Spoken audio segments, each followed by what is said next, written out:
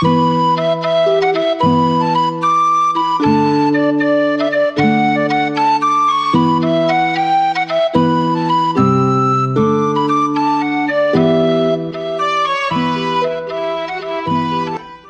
to Highland Waves, a podcast originating from Marshbrook Studios, located beside the world-renowned Margaree River in Cape Breton, Nova Scotia, Canada.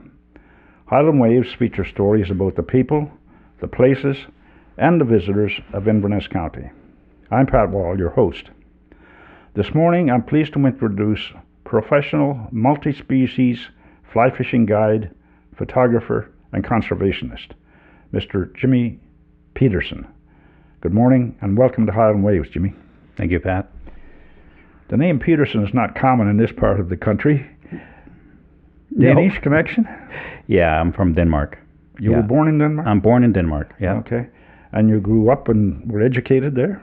I grew up in Denmark. I lived in Denmark my entire adult life until I moved here. So I moved here in 2007. What circumstances led you to Canada? Well, a small little article in a fly fishing magazine about close to 30 years ago. It was featuring Cheticamp River, and it was a little magazine that was talking about Atlantic salmon on a dry fly. And at the time, I've been fishing for Atlantic salmon since I was a very young kid, but we had to go to Norway to catch Atlantic salmon because there was really no salmon left in Denmark back then. Now it's a little different. And but I've never heard of Atlantic salmon on a dry fly. So when I read that little article, and I was in my early 20s, well, it doesn't take long before you bought a plane ticket. And I bought a plane ticket, and I came to Cheticamp. Well, first I came to Nova Scotia, to Halifax, and I landed in Halifax. Back then we didn't have internet. There was no cell phones. There was no Googling anything. You had to look at a paper map. You had to talk to people. So it was a very different way of traveling back then. And so when I got to Halifax, it surprised me that how far away Cheticamp was. And, you know, being from Europe, I expected buses and trains and public transportation like in Europe. Like, no big deal. Never crossed my mind. Nope, there was none of that. So I ended up staying in a hostel for probably a week, sort of stuck there, but, sightseeing in Halifax and trying to figure out how to get to Cheticamp. And I didn't have much money then, and so I just stayed there. There was like a taxi driver parking lot in front of the hostel. And we get to talk to these taxi drivers once in a while because I was out walking and stuff. And one of them suggested that he could take me up to Cheticamp after his shift at midnight. And so I thought, for $150. And back then the exchange rate were favorable to Danish kroner, and so it was not that much really, and I could afford that. So I was like, yeah, why not? And I remember this big American wide giant taxi, and I slept on the back seat, and my friend Dan was with me as well. We were two kids from Denmark that did this little adventure, and he drove us up at midnight or 11 o'clock after his shift, and we landed in Cheticamp on the boardwalk. I think it was 3:30 or something in the morning, and we slept on the boardwalk down at the harbor. And the next morning we realized again, given that we didn't have Google, we didn't have maps, and we just had paper maps and stuff, that we were in Cheticamp, but we're still about 8 kilometers away from this river. So we walked, and so we walked to Cheticamp River, and we found it. We found the campground. We set up a little camp there, and that was the first time that I was in Cheticamp, and I've been thinking about it coming here today. That what year was that? And I'm not so sure. I think it was maybe 93. Okay. Around that time. So a long time ago, and so well, we were just sleeping in tents in the campground, and we didn't really know where to go. Again, there's not much information. You had to talk to people and so on. And so we tried going to the river just by ourselves, and we walked up the river, and there's a small river called Roberts Brook right before you get to Cheticamp River, if you're familiar with the campground. And when I got to Roberts Brook, I never read the sign, Roberts Brook.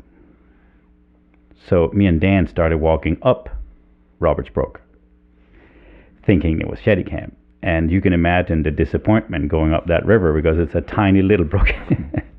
We went up a few turns and, we caught some brook trout, but we were pretty disappointed. And we were like, this can't be Cheticamp River. We've gone this far for that. And so anyways, we hiked downriver and we hit the Cheticamp River right at the campground pool. And we continued downriver actually that evening. And at the end of our little adventure, we were down at Terre Rouge, and which is the lowest pool in the river. And there we met Laurie McDonald. And Laurie's a little bit older than me, but not much. We're in the kind of same. So we got along really well back then. And he was like, I'll show you where it's at tomorrow. And you pay me, I think it was $75 to take us on the river, which were okay. And I've never heard of the concept of guiding, which is what he was doing for us. He was selling his knowledge to us that day. And, I'm assuming he only did that because he liked us. Back in my own culture, back home in Denmark and Sweden and Norway, back at the time, there was not really a culture of guiding. So this was brand new to me. I was like, geez, somebody's going to tell me how to do this and where to go. I'm in. And it also blew me away because I come from a culture where you would, if you caught a fish and back then you knocked them on the head, you killed them, you ate them, you would hide it in the grass. And if somebody came, are you catching anything here? You'd be like, no, there's nothing here. You should try down there. So a very different culture that I came from. So this culture that I met here was sharing, and there was enough for everybody, it seemed, and it made a big impression on me. So Laurie took me upriver the next morning. I think we got a fish on the dry fly that morning as well. I met Robert Chesson, who became a very good friend for a very long time, and I think we just got accepted, and I'm not sure why. Maybe we were in the same age group, all of us, and we were all crazy fishermen. So I met Bob Carpenter. I met all these characters that's on the river, and they just opened their arms to me, and it made a really big impression. And when I left after a month or so, I had new friends I connected with, and I kept coming back year after year. And there was a few years where I wasn't here, but I kept coming back until I finally bought my house here in 2007. This is a very short version of the story. Okay. The story is very long. Well, it's a good story, and it's nice to have been introduced to a foreign country by people who were so willing to help, and they went out of their way really to help you out. So I'm glad that happened there in Nova Scotia. Yeah. No, it was. I mean, it made an incredible impression on me because people didn't lock their doors. I came from Europe where you lock your doors most places, and just the generosity, and it was like being set back in time here. And for me, maybe I'm a romantic, but it really made a big impression on me, and it followed me for my whole life until I moved here for.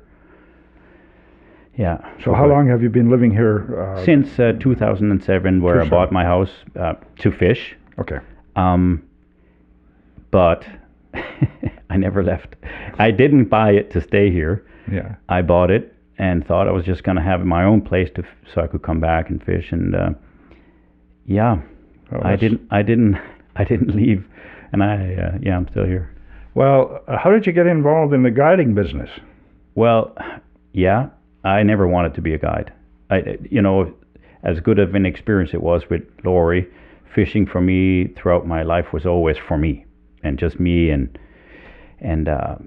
maybe a very selfish pursuit, but it was also it was a place for me to meditate, to recover, to be present. To it had all kinds of roles to play in my life.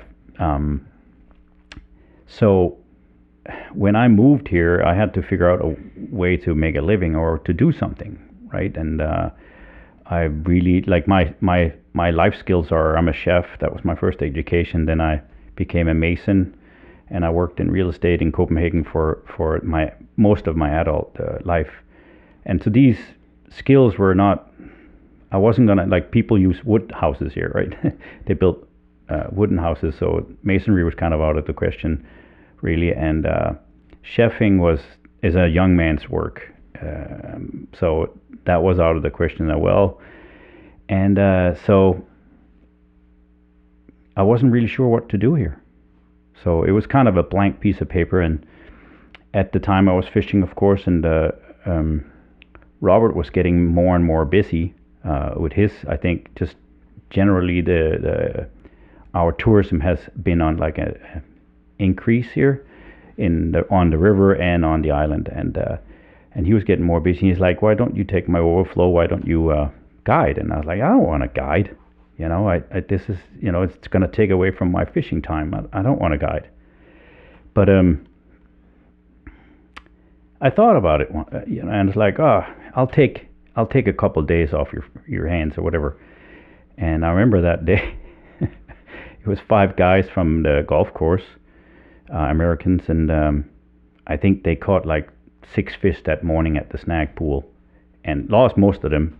And then after 2 hours, and I mean, it was just a crazy day that none of us rarely experience. They were just, that was fun, and they took off, and I was like, kind of like, I can do this. This is fun. This is maybe my next step as an angler, from basically an angler that takes to an angler that gives or passes on something. So I didn't choose guiding. It chose me, sort of thing. Okay. And so I think I guided a few days, and that was it. I was just like, yeah, this is what I'm gonna do, and that.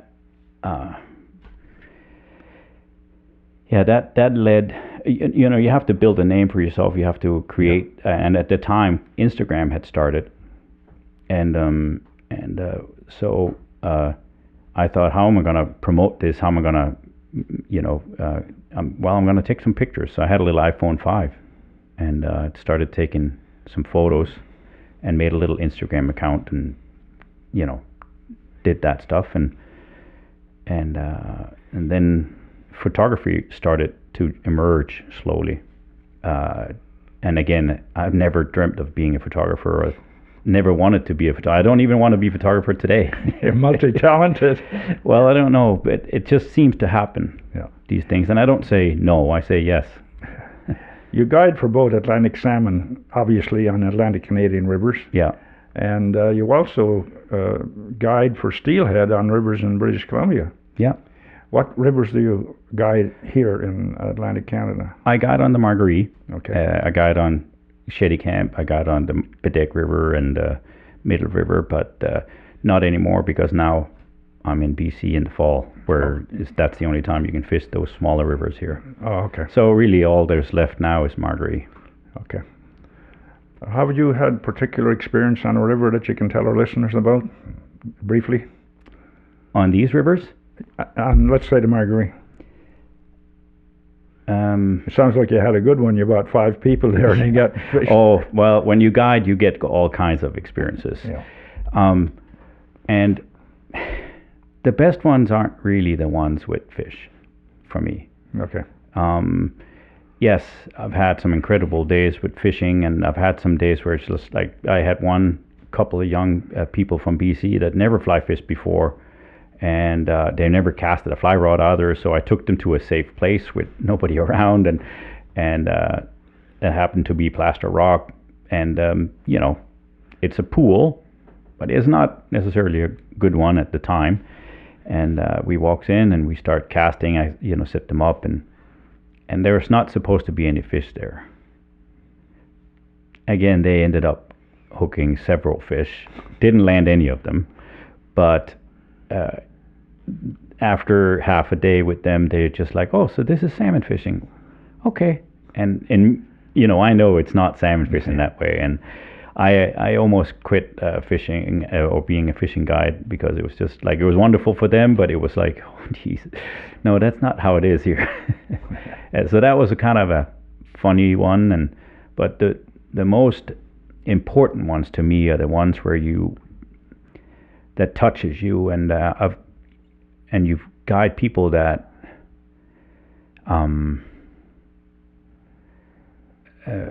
I had a fellow who had Parkinson, and I guided him for a week with his son, and that made a very big impression on me, to be able to take him on the river and hold his hand for literally 10 hours a day. That made a huge impression on me, and I don't want to do that all the time, but that's probably one of the main factors that I keep guiding, is that this job is important, because you're helping people. It's absolutely, it helps people. You take people out fishing that can't always do it themselves, those are the most rewarding ones. And I love catching fish, don't get me wrong, and it's sometimes fun when you have somebody who can run around and can do exactly what you want them to do. That's sort of an easy day, but I don't remember them as well as I remember the ones where you make a difference, right? What are the biggest differences between fishing for Atlantic salmon and steelhead? Well, it's funny. I was thinking about it coming here, and you can basically catch an Atlantic salmon the way you fish a steelhead, and vice versa. And that's why I was also picked by Frontier to come and fish with, or guide for them, is that they knew that I could take my skill set from here and transfer it to steelhead, with small changes, or maybe not even changes, but actually just additions. Like, we don't fish sink tips here, and we do in BC. So I had to get used to using a sink tip, but a fish is a fish, and the angle of the dangle works for all fish, I think. And that's yeah. Do you use bugs and bombers for steelhead as well as for Atlantic salmon? Well, they have evolved a little bit, and they're more foam flies, and they got different looks. In my lodge, that's quite an old lodge that I'm on the Maurice, and there's a lot of flies in our waiter room, and those flies tells a story. And historically, that river was known to be a dry fly river, and not only skating dries, which is like what people know you can catch steelhead on, but actually they were catching them on dead drifting dry flies, just like here. Trout or steelhead are trout, so salmon here sits more together in pools when there's many of them, or when there's enough of them, they'll stack in the dollar pool, etc., etc. They'll sit like that. Steelhead don't behave that way, so they're much more trouty. So you have to be willing to swing a fly into some funny stuff, and they'll sit much shallower. So it's more where they are than actually how you fish them. When that fly hangs straight down from you, any fish will take it. We all know that. Like, most fish are caught on the end of your swing, or the last 1/3 of your swing, and that goes for steelhead as well. So that part is very alike. The dry fly part can be very alike. I don't skate flies much in Margaree in the main season. Maybe in the early season I do, but not so much in July and on August, where I would do that all the time in Cheticamp. So there's a difference. So it's just, every river has small nuances. There's little things that you learn over time that works in one river and not in another one. Yeah. And it's the same for a steelhead, and where you are in the river system for these steelheads as well. From my research, it seems that the outdoor experience comes first. The fly fishing, guiding, and photography are bonuses. Am I right there? Yes, I like being outside. What can a client expect of you when they call up and say, well, I'd like to go fishing for a day, for example? Mm-hmm. How do you approach it? Well, first, we anybody who calls me is an equal-minded person. We like the same thing. We like to be on the river. We like catching fish or attempting, or it depends on where you are. There's a little, sometimes you're early in the game. Maybe you just want to catch as many as possible. Sometimes you want to catch the biggest one. Sometimes you just want to watch.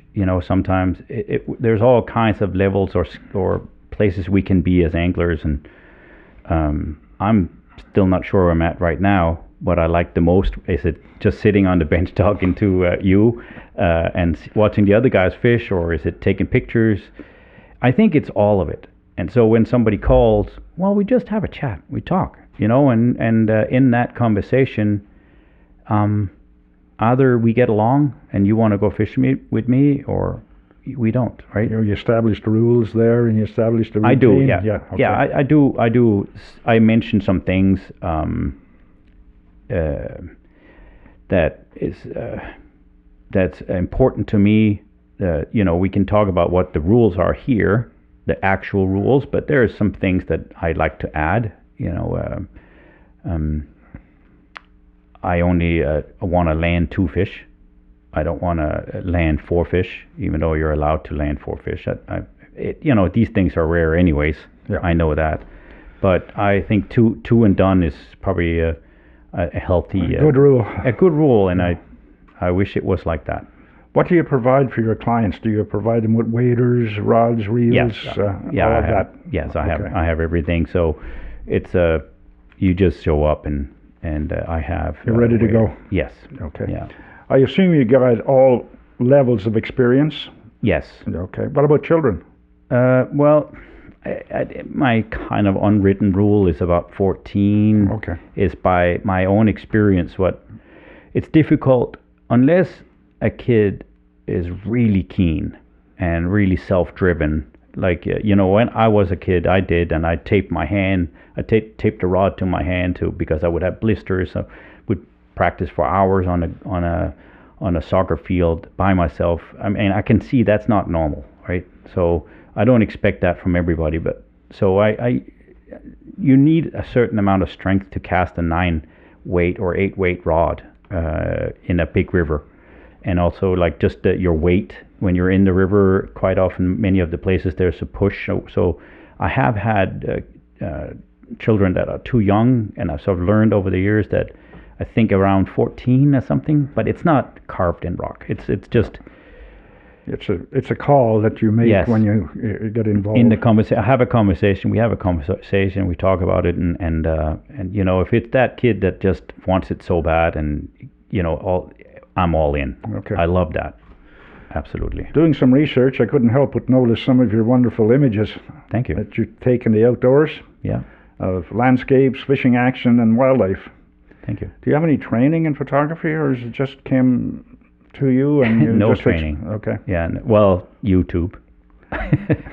You certainly have an excellent eye for capturing a special light that happens early in the morning and late in the evening, and being a fishing guide gives you that opportunity more than most of us, because you're out there at that particular time. Yes.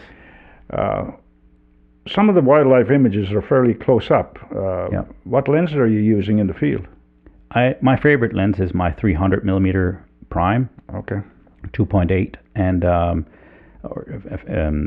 that's my favorite. That's my favorite for pretty much anything, even for fishing. I love that one. The compression is incredible. It's sharp. Mm-hmm. It's a good lens. It's an amazing lens, but I do have a 500 f4 as well. I have to say these lenses are exceptionally expensive. You know that. I have bought them used. I think they're 30 years old, because I would never be able to buy these lenses brand new. So all that, it's an incredible, that too, it's an incredibly expensive hobby to have. So I haven't bought any gear in a long time for that reason. Yeah, exactly. Yeah. What software do you use for editing your images? I use Lightroom. Or you use Lightroom? Yeah, I use Lightroom and Photoshop. I have this little package. I think it's $50 a month, where I have a terabyte of space, cloud space. All my photos are on the cloud. Okay. So my workflow is basically into the computer, upload it instantly, and then get them, roughly edited or thrown out in keepers. And I use that. It's a good system. I don't really know anything else than that. I've never tried other systems. Well, there's good systems. Yeah. Lightroom in particular is coming along really big in the last couple of years. Yeah. The updates have been great, and now, of course, they're bringing in AI as well. So. Yeah. Do you guide people for photography trips as well? Not yet. I have considered it, and when I've guided quite a bit for the golf course, and we've thought about developing something there with the golf course, but I got away from it after COVID. COVID changed everything because that was also why I went to BC, really. So, the photography is still in development, really, for me. Okay. Yeah. Perhaps you can summarize for our listeners your philosophy about what you do and love, and how in particular you treat nature, and your messages that you may have for anybody who wants to get involved in nature for pleasure or for work. Well, first of all, just do it. You have to jump. I'm a jumper. I tell Celine that, my partner, all the time. If you ask me to come to a podcast, I probably will say yes. If you ask me to go to BC to guide for Steelhead, I'm probably going to say yes. And so it's always been like that for me. So I don't really know. I'm not very good at no. It's just more yes. Let's do it, and we'll solve. I don't know where I have that from. So just say yes to things, and good things will come out of it, I'm sure. So that's why I'm here. Really, is because I say yes to things. I've always been a naturalist, I guess, because I realized after 4 or 5 years of photographing that I was actually doing this when I was like 10, but just with pen and paper, walking around the woods by myself and drawing birds. And I was like, holy smokes, I've gone almost 50 years here, and now I'm back to doing what I did when I was 8 years old. So, life is funny that way, and it goes in these circles or loops. Well, I think you're cognizant of the fact that nature is important, and it's important for all of us to respect it and conserve it and protect it. If you love it, and if you know it exists, you will respect it. Yeah. And so you have to be out there, and whether you're fishing or hunting or just like hiking, to be out in nature is, it's everything. It's always present time. It's never, you don't have any problems when you're fishing. When you're fishing, you only have one problem. Catching a fish. It's as simple as that. And so I think that's extremely important, especially today when people are bombarded nonstop, and myself included, because I use the internet for my own self-promotion, and that has a price. It absolutely does have a price, and so it becomes imperative for me to get out and to be on the river and be away from these electronics and other stresses of life, so and rivers and oceans and water, it's hard to describe what it is and what it does, but it brings you right into present time, and I think that's what I'm always looking for, and I think that's very important in today's world, for more sure. than ever, maybe. If people need to get in touch with you, how do they do it? How did I do it? I've been a little bit after I started guiding in BC. I've withdrawn a little bit from this area. Because guiding in BC is different here. It's full time. I'm on the river every day. It's a it's 2 months of very intense fishing with a lot of people, and so after I started in BC, I sort of didn't stop here. I still cater to old clients. Yeah, I've slowed down and I cater to people that I've fished with before, and but you can always, the best way to reach out to me is probably on Instagram. Okay.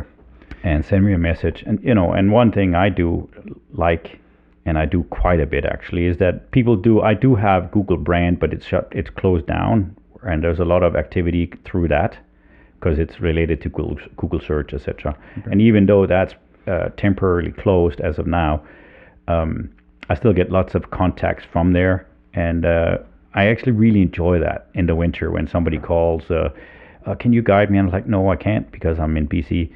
But I love the chat, I like and helping them. And you should call Robert or call the new kid Tobias, okay, or Evan Rice or whoever else is out there guiding, doing a great job. I like that.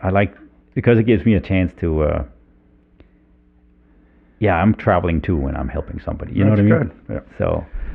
Well, thank you for coming to talk to our listeners this morning about the professional guiding business, fly fishing, photography, and conservation. You lead an interesting life, and we wish you well in all that you do. Thank you. Thank you to our listeners as well, and the usual reminder to hit the like and subscribe button so you can stay up to date. And don't forget, subscribing to Highland Waves is free.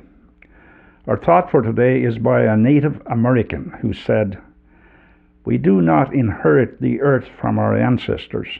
We borrow it from our children." So long for now, Pat.